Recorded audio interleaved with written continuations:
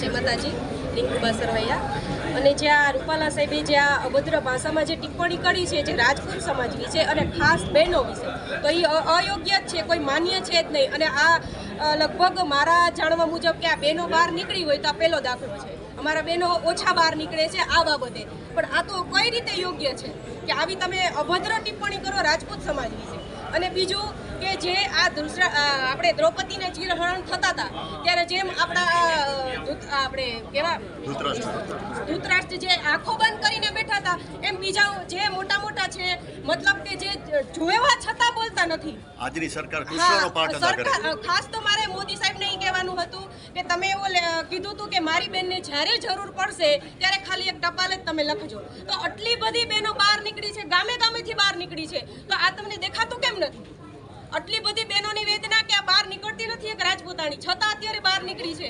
તો મારું એવું છે કે મોદી સાહેબને ધ્યાન દોરવું જોઈએ અને અમારી બહેનોની માંગ, અમે એટલા રજવાડા દાન દઈ દીધા છે તો એક તમે ટિકિટ નથી મૂકી શકતા, એક તમે તમારો ઉમેદવાર નથી મૂકી શકતા, અમે ક્યાં બીજું કાંઈ કહીએ છીએ? ખાલી એટલું જ કહીએ છીએ કે ઉમેદવાર બદલો, તો તમને શું વાંધો છે? મોદી સાહેબ અત્યારે શ્રી કૃષ્ણ થઈને અત્યારે ચોક્કસ કહે છે હરેકને અમારો સાથ દેવો જોઈએ। અમે બધા માટે લોહી રેડિયા છે, તો અમારે સાથે તો બધો સમાજ છે, અમે બધા સમાજને સાથે લઈને જ ચાલીએ છીએ। તો તમે આટલી નાની એવી માંગ અમારી પૂરી નથી કરતા, તમે તો હદ કહેવાય। અને આટલી રાજપૂતાણી બહાર નીકળી ગઈ છે અને તમે જોવો જ છો કે કેવી રીતે અમને ખોટા રીતે ભાઈઓને એને ફસાવે છે, તો એ અયોગ્ય છે। અને બસ એક જ માંગ છે કે ટિકિટ રદ કરો, બીજું કોઈ અમારી માંગ જ નથી। ટિકિટ રદ નહીં થાય તો શું? તો અમે નહીં વોટ જ નહીં આપીએ ને, કોઈને વોટ જ નહીં આપીએ, અમારી માંગ પૂરી થવી જ જોઈએ।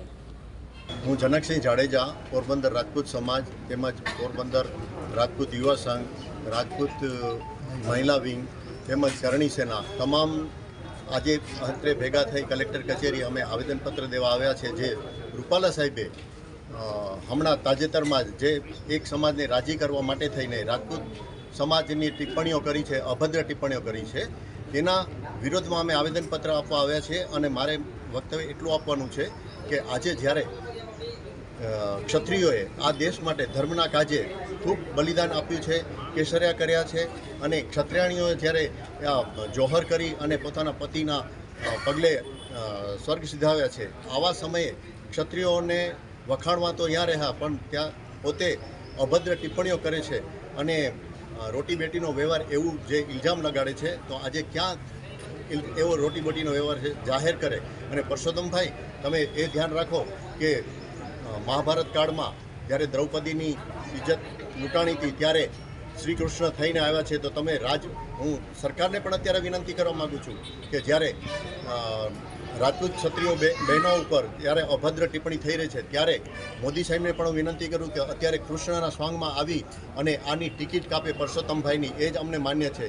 અને ન કે ધૃતરાષ્ટ્ર બનીને અત્યારે સરકારે ધૃતરાષ્ટ્રની રોલ અદા કરવાની જરૂર નથી। અત્યારે શ્રી કૃષ્ણ થઈ અને જો નારી શક્તિને સપોર્ટ કરશે તો જ ખરા અર્થમાં નારીને સપોર્ટ કર્યો ગણાશે।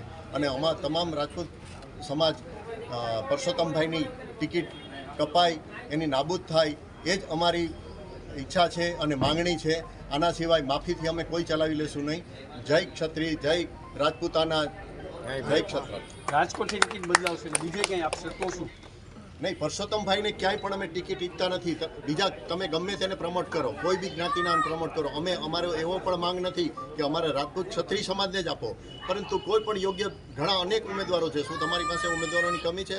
પરસોત્તમભાઈને તો ક્યાંયથી પણ ટિકિટ આપશે તો અમે ચલાવી લેશું નહીં અને વોટનો બહિષ્કાર થશું। એટલે સરકારને અમે વિરુદ્ધમાં નથી, સરકારની સાથે છીએ, પણ જો સરકાર આવું પગલું ભરશે તો ના છૂટકે રાજપૂત સમાજે બધાનું વોટિંગ બધાનું રદ કરાવશે, નહીં કરે અને હરાવવાની કોશિશ કરશે। તો આવું ન થાય તેના માટે થઈને પરસોત્તમભાઈની ટિકિટ કપાય એ જ ઈચ્છનીય છે।